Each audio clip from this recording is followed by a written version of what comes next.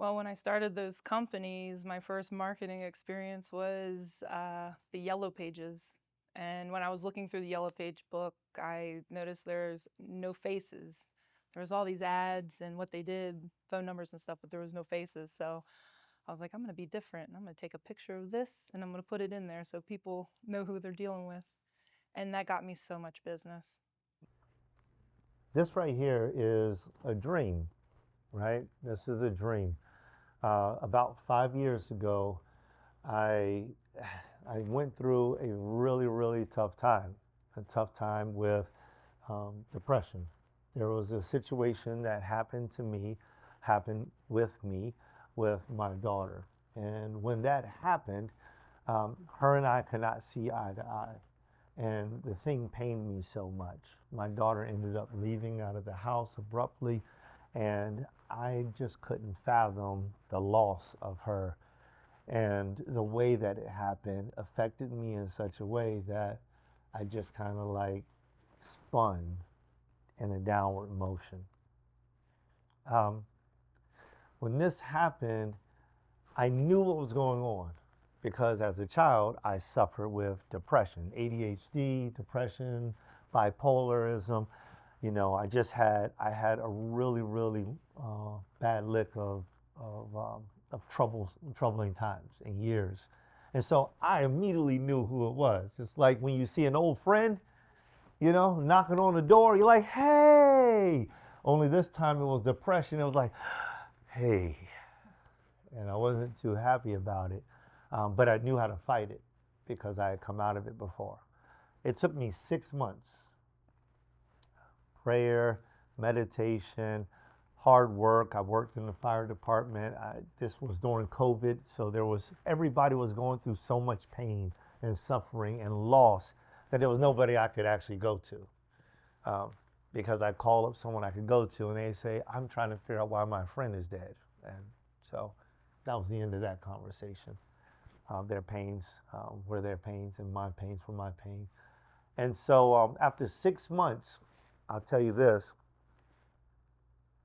I remember, whether this was a vision or a dream, I can't say. I remember laying on a bed, and it was pitch black dark inside of the room. And as I laid on that bed, um, my eyes kind of adjusted, and I thought, this is familiar. So I got up out of the bed in the darkness and I made my way to a window. And when I got to the window, it was boarded. So I popped the board off. And when I got enough off, I shimmied the window open. It was noon. And rays of sunlight came in and it just touched my skin and it was warm. And a breeze came through.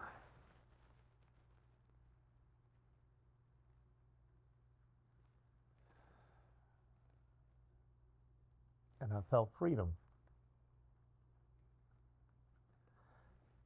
I realized it's my own room.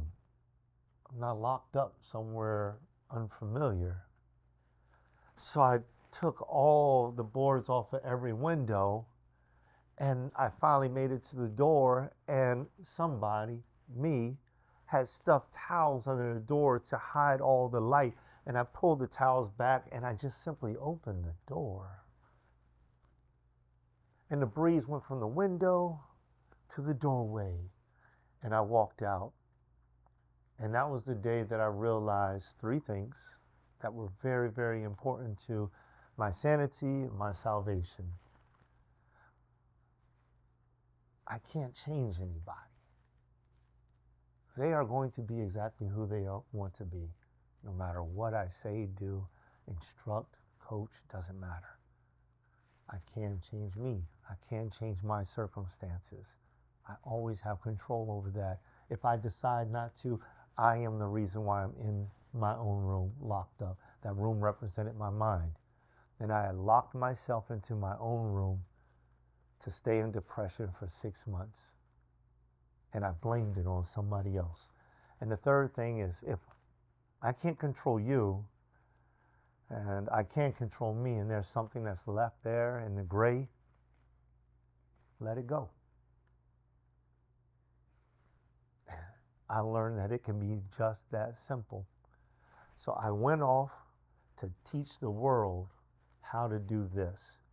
And that was the emergence of me getting into podcasting and coaching and traveling the world. And you'd have to go and read about me to see the types of things that we've been able to do and where I've been able to go and who we've been able to help. You can go read it. It's all there. He has a nice digital footprint. My history is there. And so, fast forward almost 6 years later, I was driving by a theater and I looked at the theater and I said, doing what I do is difficult. It's challenging because I have to meet people and then they have to believe in me even though they don't know me. And then they have to give me an opportunity to do what I know I can do so well, speak to the people. And everybody doesn't want to do that. How many people have a skill and nobody will give them an opportunity, a chance? Sometimes that's all you need. Like when you play baseball, just give me the bat. That's all I need. When you play basketball, just put me in. Give me the ball. When it was a girl, hey, just give me a chance to walk up to her. I'm sure I can do something. If it was a job, I may not know the job, but just give me the chance. Like I have it inside of me. Just give me the chance. And so many people don't give the chance. And then there's those who do, but we don't always see them. So I thought when I saw this theater, what if we could create a place where we could teach people how to be ready for the chance by day? And then at nighttime, they could exercise their gift. They could do all that they could do, the best of their ability. When it came down to the night, they could put the event on, they could gather their people, and they could try it out and see what happens in a place where they are secure, they're safe, in a community where they can thrive. What if we built an ecosystem that would help those people that are hungry for business, hungry for life? And so I met Edson along the way. And he gave me a chance to share my dream. He shared his dream with me. And we decided, why not build it instead of wait for someone else to give it to us? And that's the birth of the Opportunity Lab. That's how we got here. And along the way, I got a chance to meet Jenny. And Jenny led us to this location because we were going to be in Lake Park. It was bad. She didn't like it. This place is beautiful. This place costs a whole lot more money than the other place. This place is beautiful. It was good for a funeral home. And thank you, Jenny, because this place is absolutely lovely, and your friendship has been endearing. Your friendship's been wonderful too. I love Joel. So this is how we got here. Love you too. Yeah, he's a pleasure to work for, and he makes you want to go the extra mile for him because he's such a good guy. Thank you. Yeah, and he does good for a lot of people. So it's my pleasure. Thank you. Are you ready? I'm ready, sir. Are you ready? Awesome. So today we're going to jump into the Olab manuscripts. Now, granted, we may change that title, so you all just wait, but this is the first one, so you get a chance to help us kind of curate that as you're watching this from YouTube or wherever you stream. Today we have an absolutely magnificent person who's going to greet us with her enthusiasm, her knowledge, her wisdom, her skill. She's going to speak to us in reference to the circle of influence from a marketing standpoint. I want to read to you all the bio that she gave to us. She started her first company at the age of 25 with some severance money. She wanted to be in control of her time and earning potential. And she stated, or she started the easiest thing that she could think of, which was cleaning. So she decided she would create a cleaning company. She built two of them in 15 years. She took a few years break from business and missed business ownership. She couldn't run away from being an entrepreneur. She said it was in her blood. So, with that being said, she said, you have to do what you are built for. Then, Lion Crest Strategies came about from wanting to be able to take the knowledge that she learned and use it to help other companies grow no matter what. Now, this is crucial because most companies, they focus on growing certain types in certain levels, but she didn't care what level you were on. She just wanted to help them. And this really aligns with our own philosophy. So she created what's called the pillars: business strategies, marketing, full stack IT services, which includes web software automation, AI systems, agent, and clone builds, and also equity partnership. So I'd like for you all to welcome to Olab Presents Jenny Collins. Thank you. Thank you for having me. So, Jenny, I'm so glad for you to be here, and I thank you for being here today with us on this first presentation, this first event, and also this first podcast of this series. So, tell us a little bit more about yourself. Well, when I started those companies, my first marketing experience was the Yellow Pages. And when I was looking through the Yellow Page book, I noticed there's no faces. There was all these ads and what they did, phone numbers and stuff, but there was no faces. So I was like, I'm going to be different. I'm going to take a picture of this and I'm going to put it in there so people know who they're dealing with. And that got me so much business. And like the very first job that I ever got, I didn't even have a staff yet. And it was a major construction company doing a lot of work on Palm Beach.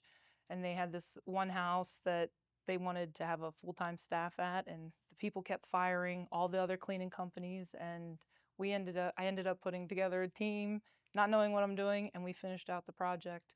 And actually one of the homeowners hired one of the girls that worked for me. So I lost somebody doing that job, but it was a great boost in income, and I was able to really, soar the business from there. So That's real good.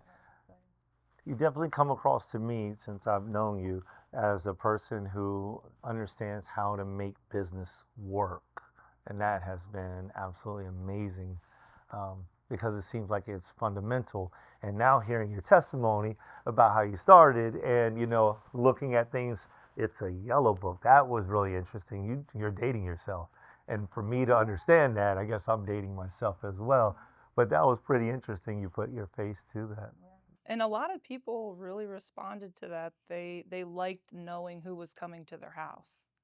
Because back then, you had to rely on a referral and, oh, I know so and so, try this person. So if you're just dialing a number from a company, you don't actually know who's showing up, and you don't really know their work, obviously. And even when they saw me, they didn't know our work, but that face really helped.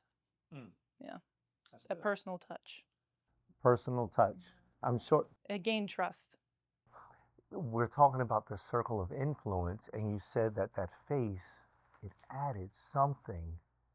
Could you expound on that? I mean, does that create it? Did the face help create influence, or did it help create connection? Yeah, I think so. In the way that, they knew who was going to show up, right? It was a certainty. This chick's going to show up and give me my estimate, right? And I think I gained a lot of trust just from that simple photo. And I was much younger then. I was cheesing as hard as I could. We don't cheese as much anymore, do we? No, no.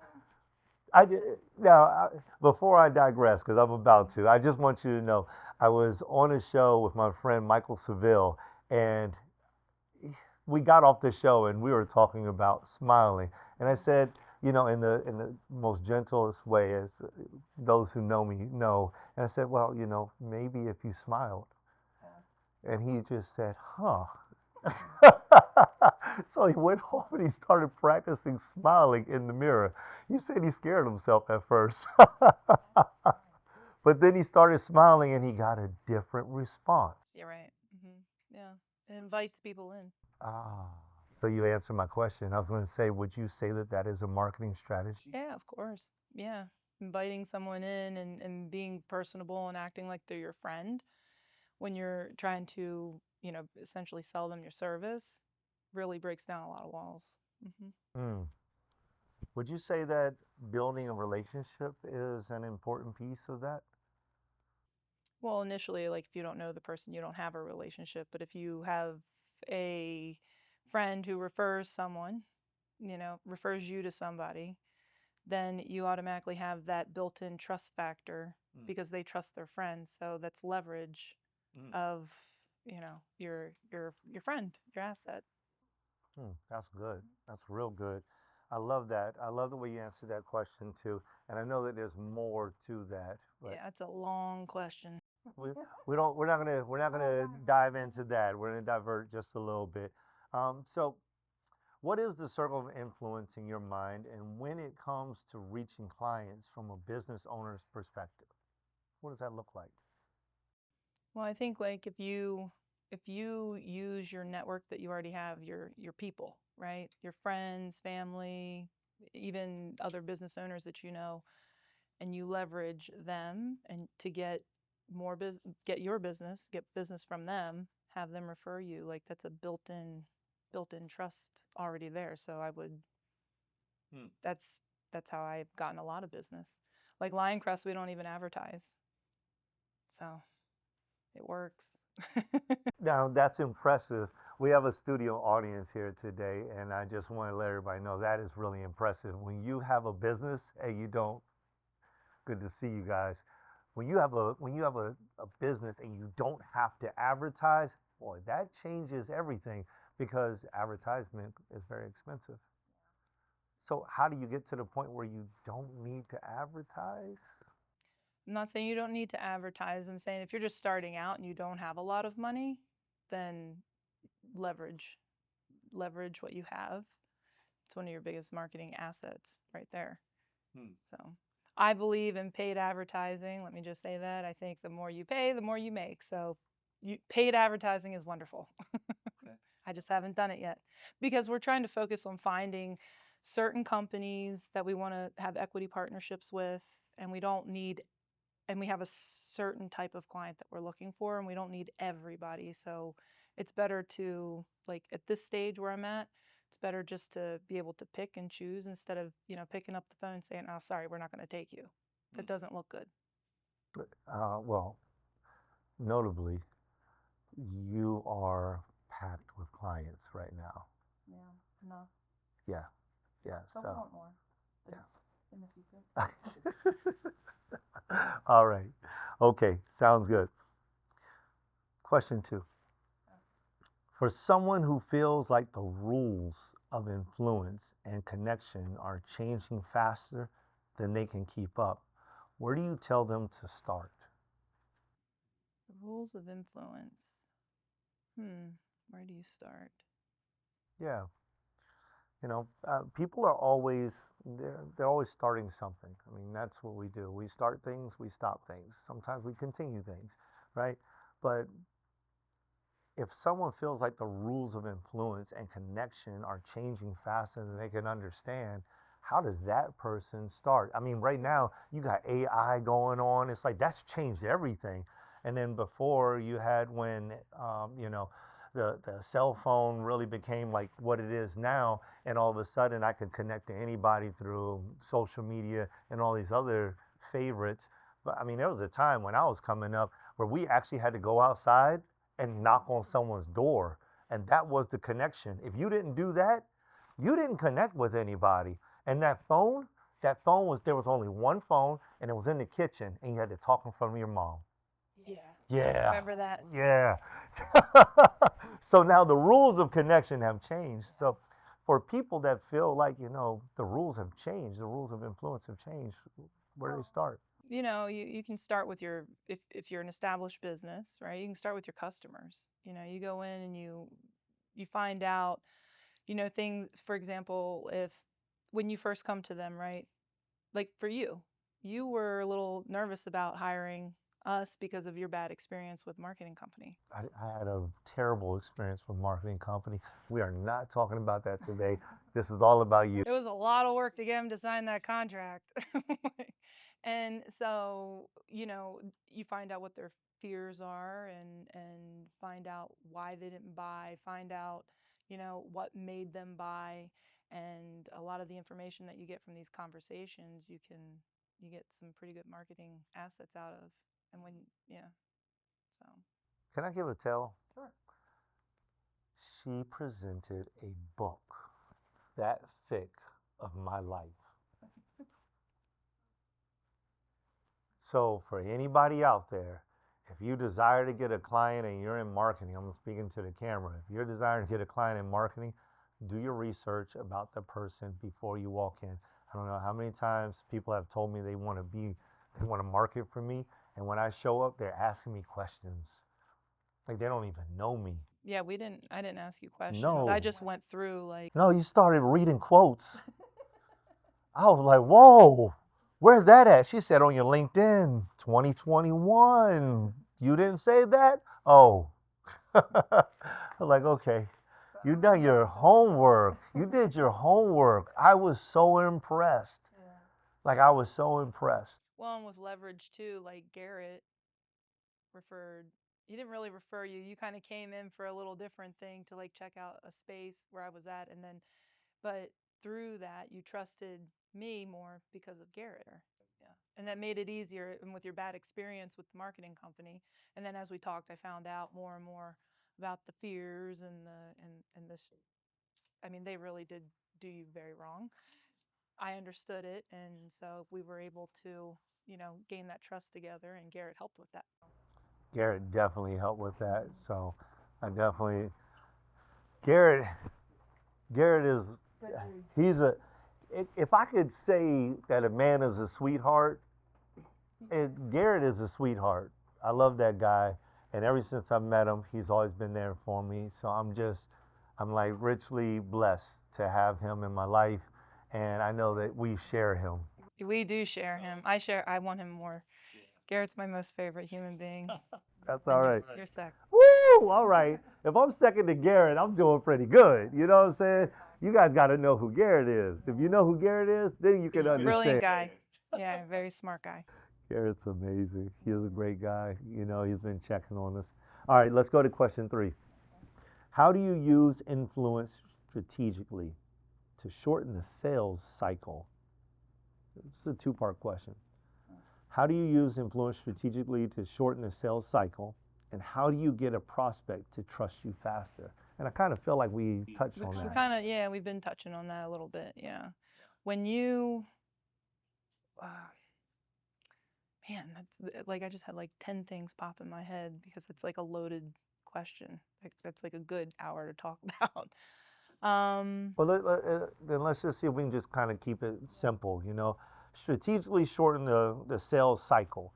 What is 1 or 2 things that we could use influence in a good way, positive way, use influence to be able to shorten the sales cycle? And I know that one of the ways you just used, you said leverage, using Garrett, a friend of yours or a friend of mine.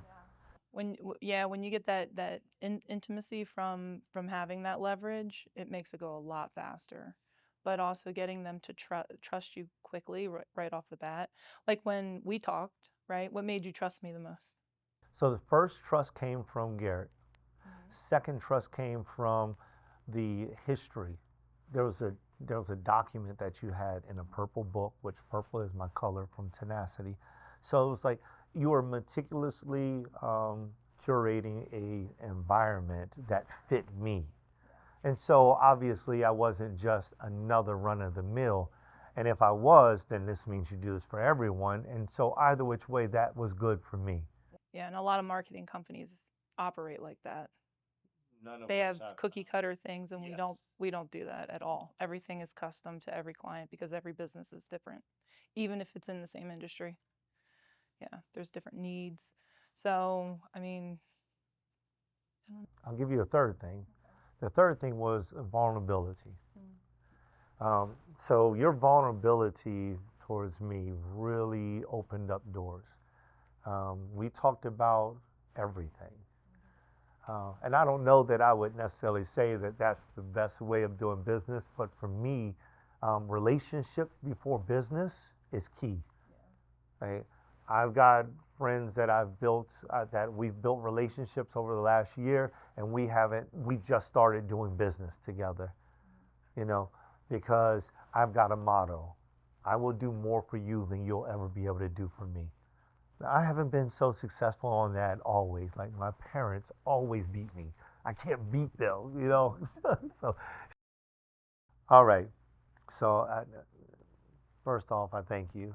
I know there's a lot of things that we could discuss because our discussions normally last. The short ones are that's when that yeah, those are our short conversations. Unless it's literally, hey, do you want coffee? Because I know you guys are working. And that's probably the shortest conversation, but that even sometimes turns into an hour conversation. And there's no telling where we'll end up at. So I definitely appreciate it. and not all clients become friends. So I can honestly say Joel's a friend. Thank Yeah, more than a client. So he gets a little extra special treatment. Thank you. Thank you. Glad you chose me.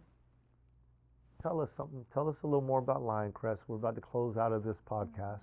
So, is there anything that you would like to share with us? Anything that you would like to give to the audience that is here, or maybe to the audience that will be viewing? Well, Lion Crest, I mean, we're built off of building other companies the right way. We're not just a typical marketing company, and we do a whole lot more than marketing. You know, if you don't have a good foundation in a business and your business isn't running correctly, doesn't matter what marketing you're doing, it's not going to work. So, my company as a whole, we're a whole package to help build up a company and watch them succeed. So, I love it. I'm looking for more equity partnerships. Anybody's got a business, you can go. Let me know. Let you know. Let me know. So, how can people get in contact with you? LionCrestStrategies.com or LionCrestStrategies.com. Fill out the contact form. That's the best way. Amazing. Well, everybody, you have had an opportunity to view now with us Olab's first presentation of their podcast here in the Olab suite. So we're here at 11911 US Highway 1 in North Palm Beach. We're on the third floor. Yes, top floor, number 306. And you got to be here. It's a co-working facility. We also do networking events, and you could be the next one on our podcast. And it's going to get deeper and drive even more into business. We want to make it so that you are able to come into this environment, learn about the business that you desire to drive, and then get your opportunity to stand before the people, draw them in, and show them that you know what you're talking about, and build those connections, build those relationships, build that influence. So we hope to see you again on the next taping. Until then,